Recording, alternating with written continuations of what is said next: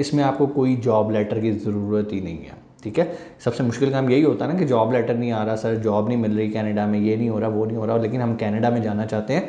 तो उसका बेहतरीन तरीका है आप सेल्फ एम्प्लॉयड वे में चले जाओ। ठीक है, मिनिमम अगर आपका 5 बैंड भी है तो आप एलिजिबल हैं इस प्रोग्राम में अप्लाई करने के लिए। अस्सलाम वालेकुम, उम्मीद है आप खैरियत से होंगे। आपके फीडबैक का बहुत बहुत शुक्रिया। हमने वीडियो बनाई कि कैसे आप विदाउट एजुकेशन, विदाउट आइल्स कनाडा जा सकते हैं। न्यू ब्रंसविक जो उनका पायलट प्रोग्राम उनका चल रहा था, बहुत सारे लोगों ने कमेंट्स किए कि सर हमने जॉब अप्लाई की है लेकिन हमें जवाब नहीं आ रहा अभी तक। उसकी वजह मैं ऑलरेडी आप लोगों को बता चुका हूँ कि उसकी वजह ये है कि सिर्फ पाकिस्तान ही कंट्री नहीं है, पूरी दुनिया से लोग वहाँ अप्लाई करते हैं। और ये भी डिपेंड करता है कि आपकी सीवी कितनी ताकतवर है और कितना अच्छा आपने उसको तैयार किया है और कितना अच्छा आप कन्विंस कर सकें हैं उस एम्प्लॉयर को कि वो आपको जॉब दे। ज़ाहिरी बात है हर बंदे को तो वहाँ पर नहीं मिल सकती।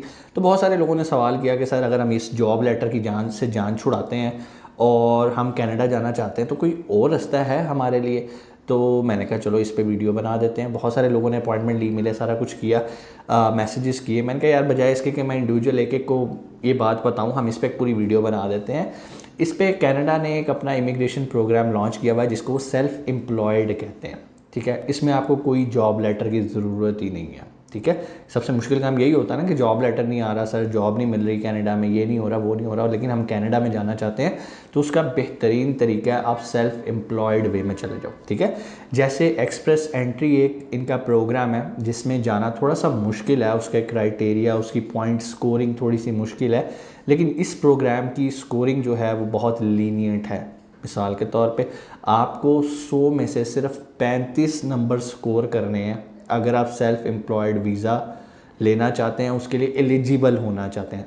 मिलता है नहीं मिलता वो बात की बात है। एलिजिबिलिटी का क्राइटेरिया बहुत आसान है, 100 में से सिर्फ 35 पॉइंट्स चाहिए आपको। अब ये 35 पॉइंट्स कैसे हल कर सकते हैं, यहाँ ये जो 100 पॉइंट हैं इसके क्या क्या फैक्टर्स हैं, हम बारी बारी उसको देख लेते हैं। नंबर 1 आपकी एज मैटर करती है। नंबर 2 आपकी एजुकेशन मैटर करती है। नंबर 3 आपका एक्सपीरियंस मैटर करता है। नंबर 4 आपकी लैंग्वेज मैटर करती है। Number 5 adaptability. इसको हम बारी बारी डिस्कस कर लेते हैं कि ये होती क्या चीज़ें और कितनी हो तो हमें फ़ायदा मिलता है स्कोर करने में। सबसे पहले आ जाते हैं एजुकेशन पे। एजुकेशन के जो टोटल स्कोर होते हैं ना वो होते हैं 25। मींस अगर आपने एमफिल किया है, पीएचडी किया है तो आपको 25/25 स्कोर अलॉट हो जाते हैं। मींस अगर आपका 35 का पासिंग क्राइटेरिया तो 25 तो आपको वैसे ही मिल गए। लेकिन अगर आप कहते हो कि सर हमने एमफिल और पीएचडी वगैरह नहीं की हुई, हमारे पास 16 ईयर्स एजुकेशन है, तो उसमें 25 की जगह आपको 22 पॉइंट्स मिल जाते हैं। अगर आप कहते हो कि नहीं सर इससे भी हमारी कम एजुकेशन है तो वो 18 या 20 मिल जाते हैं। कम से कम अगर आपके पास हायर एजुकेशन का कोई सर्टिफिकेट है, स्कूल में पढ़े हो, तो उसके आपको कम से कम 5 पॉइंट मिल जाते हैं। ठीक है, अब मिसाल के तौर पे आपकी कम से कम एजुकेशन है, आपने 25 में से 5 पॉइंट ले लिए। ठीक है, अगले फैक्टर पे आ जाते हैं। अगला फैक्टर है एज का। अगर तो आपकी उम्र 21 साल से 49 साल के दरमियान में है, यानी कि 21 ईयर्स से लेकर 49 ईयर्स के बीच में है, तो आपको 10/10 मार्क्स मिल जाएंगे, कोई मार्क ही नहीं कटेगा। ठीक है ना। अब देखो अगर 5 मार्क्स आपको उधर से मिले हुए, 10 इधर से मिले हुए, 15 तो हो गए 35 में से। अभी ऐसा ऐसा मैं आपको बताऊंगा, ये मार्क्स आपके लिए कवर करना कोई मसला ही नहीं है, बड़ी आसानी से आप ये स्कोर कर सकते हैं, कोई टेंशन वाली बात नहीं है। एज में अगर आप 21 साल से 49 ईयर्स के बीच में हैं तो आपको कितने मिल गए, 10 पॉइंट्स। अगर आप 21 से कम हैं, लाइक आप 20 साल हैं, तो आपके 2 पॉइंट्स कम हो जाएंगे। 20 से 19 है, मजीद 2 पॉइंट्स कम हो जाएंगे। इसी तरह अगर अपर साइड पे देखें, अगर आप 49 की बजाय 50 में हैं तो 2 पॉइंट्स कम हो जाएंगे। 51 है तो पॉइंट्स कम हो जाएंगे। 54 के बाद आई थिंक आपको 0 पॉइंट मिलता है। इसी तरह लोअर साइड पे आपको 16 ईयर्स के बाद 0 पॉइंट मिलता है। ठीक है, अगर कोई बात आपको मेरी समझ ना आए तो आप इनकी ऑफिशियल वेबसाइट पे जाके भी ये चीज़ें पढ़ सकते हैं। अभी इंशाल्लाह हम स्क्रीन पे भी चलते हैं और मैं आपको स्क्रीन पे भी इस प्रोग्राम की एलिजिबिलिटी और सारे क्राइटेरियाज एक्सप्लेन करता हूँ। पहले वर्बली आपको थोड़ा सा बता दें। एज हो गई हमारी, एजुकेशन होगी, उसके बाद बात आती है एक्सपीरियंस की। एक्सपीरियंस के ये आपको 35 टोटल पॉइंट्स देते हैं। अब अगर आपके 5 साल का तजर्बा है ना, आपके पास 5 ईयर एक्सपीरियंस है, तो आपको डायरेक्ट 35 पॉइंट्स यहीं पर मिल गए। मीन्स कि अगर आपका 5 साल का एक्सपीरियंस है, तो अगर आपकी बाकी चीज़ों में चीज़ें पूरी भी नहीं हो रही ना, तो फिर भी आप इस काबिल हो गए कि आप अप्लाई कर सकते हैं, आप एलिजिबल हो गए हैं, चांसेस हैं कि आपको ये वीज़ा मिल सकता है। सो 5 साल का अगर आपको तजर्बा है, आपको 35 पॉइंट मिल जाएंगे, 4 साल का तजर्बा है 30 पॉइंट मिल जाएंगे, 3 साल का तजर्बा है 25 मिल जाएंगे, और 2 साल का तजर्बा है तो 25 मिल जाएंगे। कहने का मतलब ये है कि जितना आपका तजर्बा बढ़ता जाएगा, हाँ अगर 5 साल से ज़्यादा है पॉइंट्स इतने ही रहेंगे, लेकिन जब आप कंपटीशन में आओगे, क्योंकि और लोग भी तो अप्लाई कर रहे हैं, तो चांसेस हैं कि आप उनसे ऊपर रहोगे, और आपके चांसेस हैं कि आपका वीज़ा लाजमी लगेगा सेल्फ एम्प्लॉयड का। एक्सपीरियंस के बाद अगली चीज़ आ जाती है लैंग्वेज की। लैंग्वेज आपको आइल्स करना पड़ेगा इसके लिए, लेकिन आइल्स में कोई बहुत ज़्यादा 7.5 बैंड लेने की ज़रूरत नहीं है।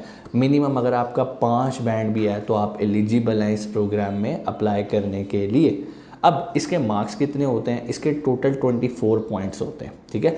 24 में से अब अगर मिसाल के तौर पे अगर आपके 7+ बैंड आ जाते हैं, तो आपको एज इट इज़ 24 पॉइंट्स ये अलॉट कर देते हैं। लेकिन अगर आपके बैंड्स कम होते हैं, तो ज़ाहिरी बात है उसके मुताबिक इसके पॉइंट्स भी कम होना शुरू हो जाते हैं। सबसे आखिर पे जो इसका अगला फैक्टर है वो है अडेप्टेबिलिटी, जिसके 6 मार्क्स होते हैं। इसका ताल्लुक कम से कम 4 से 5 चीज़ों पे होता है, बारी बारी बता देता हूँ आपको।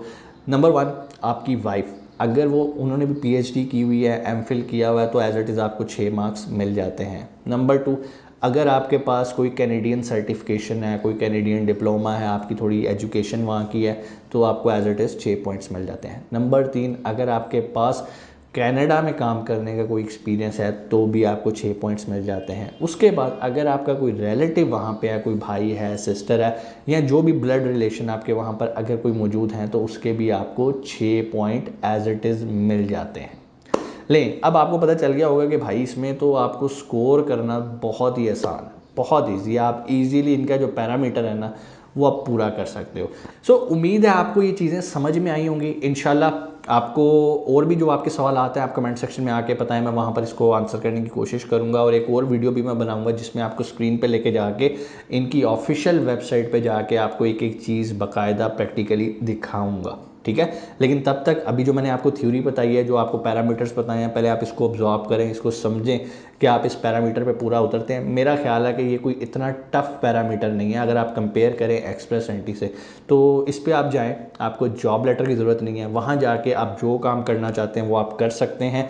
हाँ, इसने जो जॉब एक्सपीरियंस की बात है ना, उसमें आपको कुछ चीज़ समझना पड़ेगी। बहुत सारे लोग कन्फ्यूज़ होते हैं कि सर जिस चीज़ की हमारी डिग्री है, क्या उसी चीज़ का एक्सपीरियंस मैटर करता है? ऐसा नहीं होता। डिग्री आपके पास 16 साल की होनी चाहिए, एक्सपीरियंस आपने किसी भी फील्ड का किया। फॉर एग्जांपल आपने एमबीए किया, लेकिन आपने आईटी की फील्ड में अपने आप को परसू किया, या आपने आईटी में कोई ग्रेजुएशन किया और आपने बिजनेस एडमिनिस्ट्रेशन के अंदर कोई जॉब की हुई है और उसका एक्सपीरियंस है, तो ये चीज़ें मैटर नहीं करती। हाँ, ये स्पेसिफिकली उन लोगों के लिए ज़्यादा फ़ायदेमंद प्रोग्राम है जो कि कल्चरल एक्टिविटीज़ से रिलेटेड एक्सपीरियंस रखते हैं, एथलेटिक्स से रिलेटेड एथलीट हैं, उसका एक्सपीरियंस रखते हैं। उनके लिए ज़्यादा चांसेस हैं कि वो ये वीज़ा हासिल कर सके।